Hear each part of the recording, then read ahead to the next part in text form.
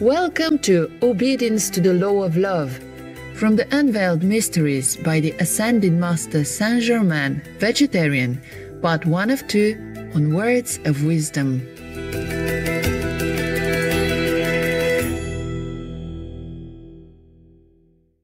Guy Warren Ballard was a United States mining engineer and co-founder, together with his wife Edna Ann Wheeler Ballard, of the I Am spiritual movement, inspired by his life-changing meeting with the Ascended Master Saint Germain.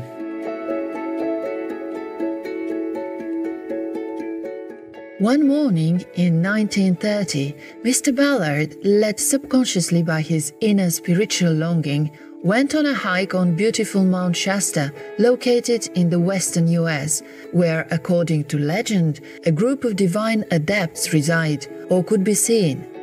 His sincerity and deep longing for the truth led to a profound experience that day. He was blessed by the appearance of the beloved Master Saint Germain.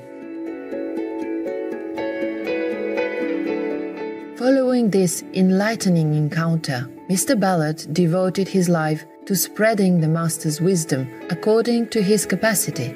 From Master Saint Germain's dictations and teachings, Mr. Ballard wrote a series of books under the pseudonym Godfrey Ray King. Master Saint Germain's imparted spiritual knowledge was the basis for many lectures given by Mr. Ballard, as well as for the founding of the I Am religious activity in the early 1930s. By 1938, it had up to 1 million followers.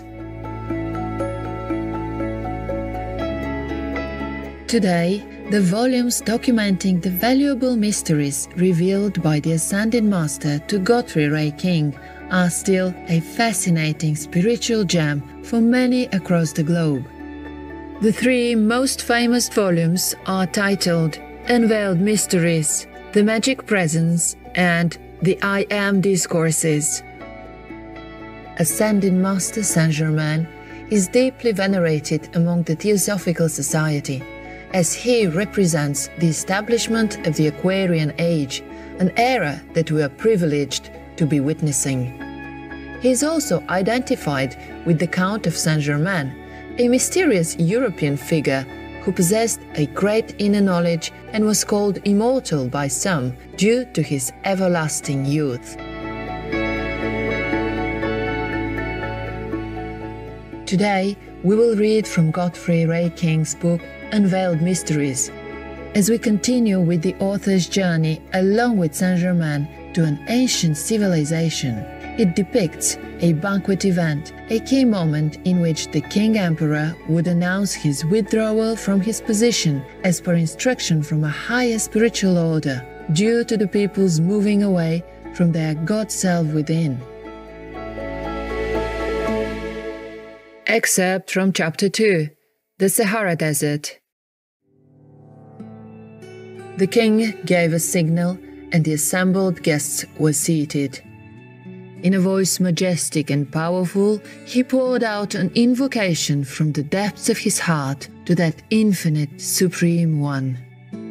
O thou, mighty, omnipresent Source, thou who dost govern the universe, the flame in each human heart, we give love, praise, and gratitude unto thee for thine own life, light and love in all things.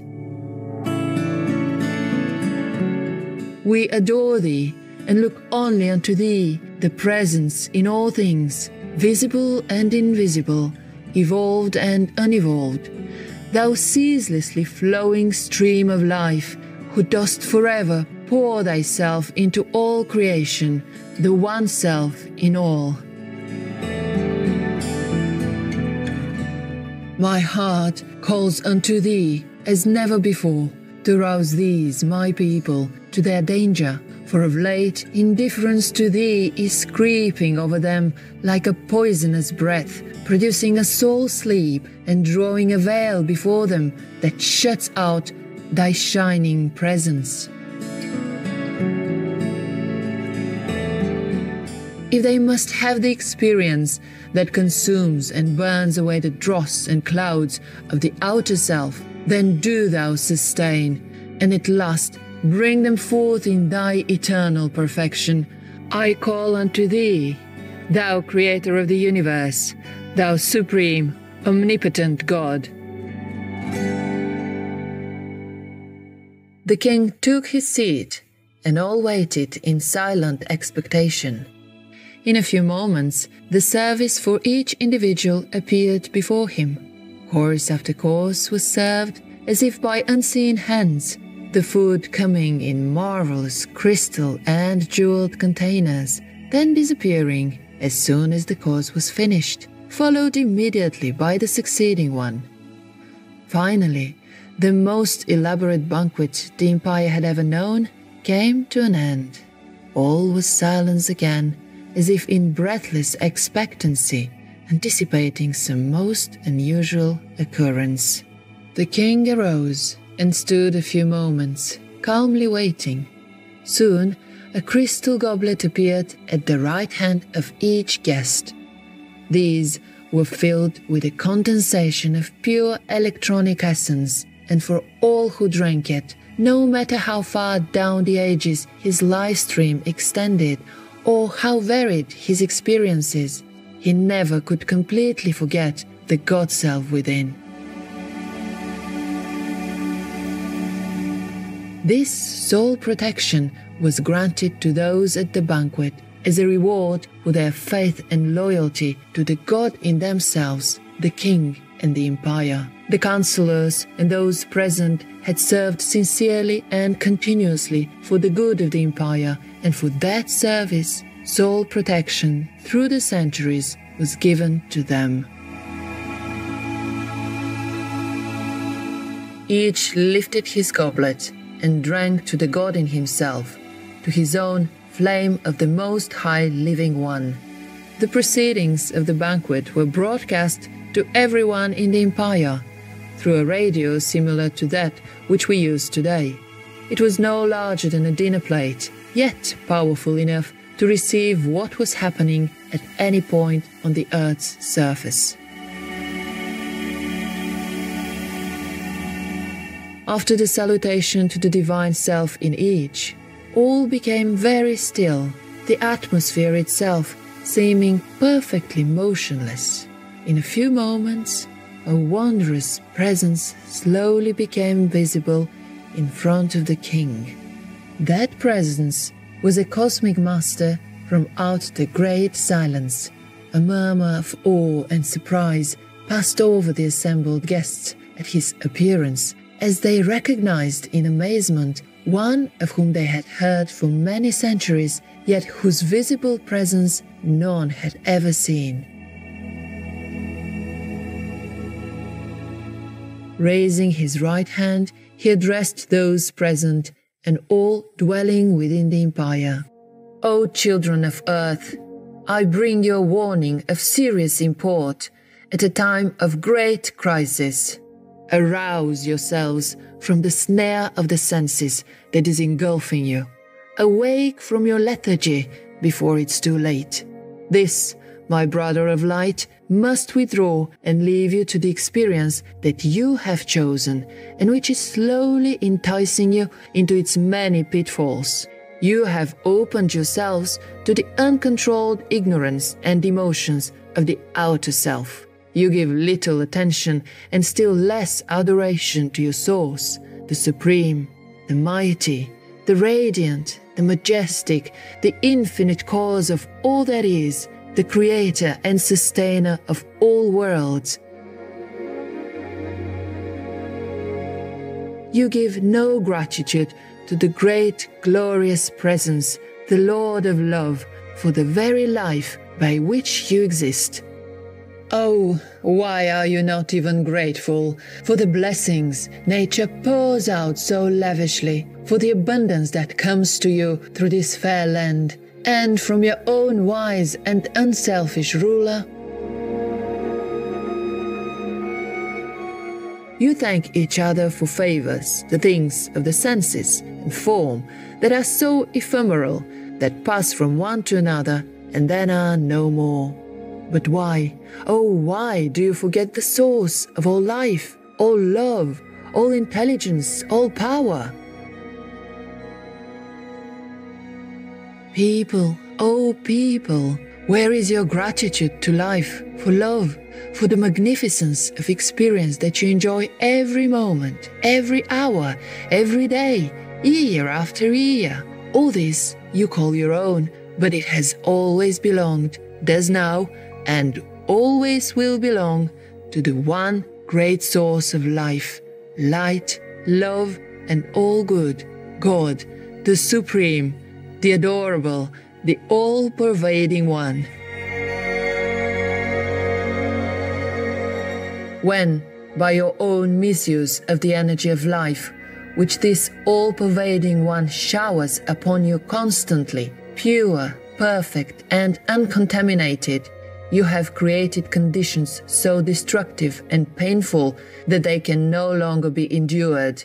You turn in either desperation, agony, or rebellion, and call upon God for relief from your misery.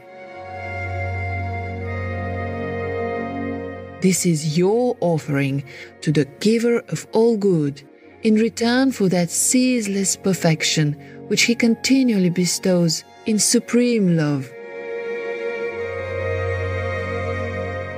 The only condition upon which the one great self gives all is its right use, that it may bless the rest of creation with infinite joy, harmony, and activity.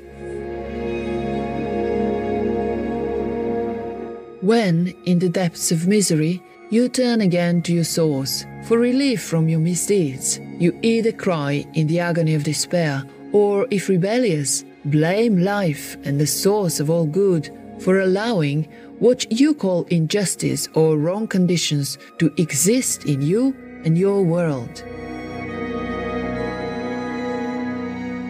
It is you, the little personal self, who are unjust to life, you who are unfair, you who create the misery of earth for only humanity, because it has free will to create as it chooses, each individual through his own thought and feeling.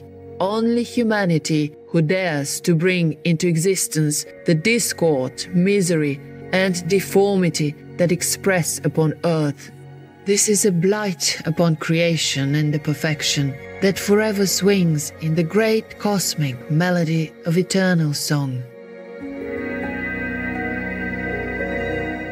Only mankind is guilty of making a discord in the music of the spheres, for all else lives and acts in accordance with the law of love, of life, of harmony, and of light.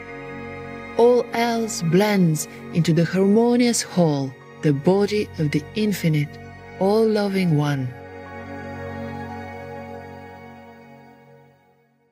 All other realms of life and light move and create according to the fundamental principle upon which all perfection rests. That principle is love.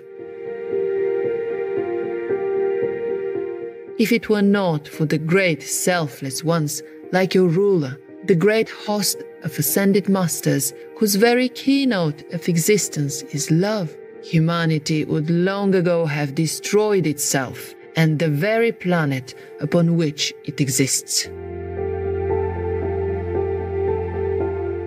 The transcendent and magnificent activities of love and light are the natural conditions in which God created and expected his human children to manifest, obeying his command, to love. There is no such thing as a supernatural condition anywhere in the universe. All that is transcendent, beautiful, and perfect is natural and according to the law of love. Anything other than that is subnatural.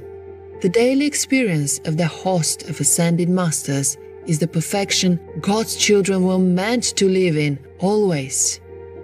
Earth's children did express this perfection once in a former cycle, which was one golden age.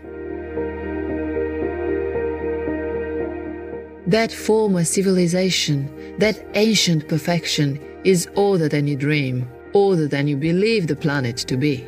All mankind at that period lived in a similar transcendent state as the ascended masters, and the condition of misery that has followed since that time down through the ages came about because they chose to look away from their source, love, as the plan by which to live life.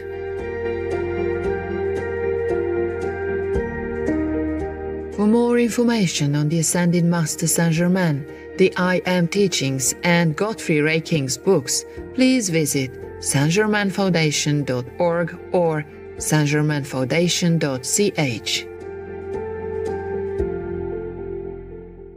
Harmonious viewers, we appreciate your kind presence for today's Words of Wisdom.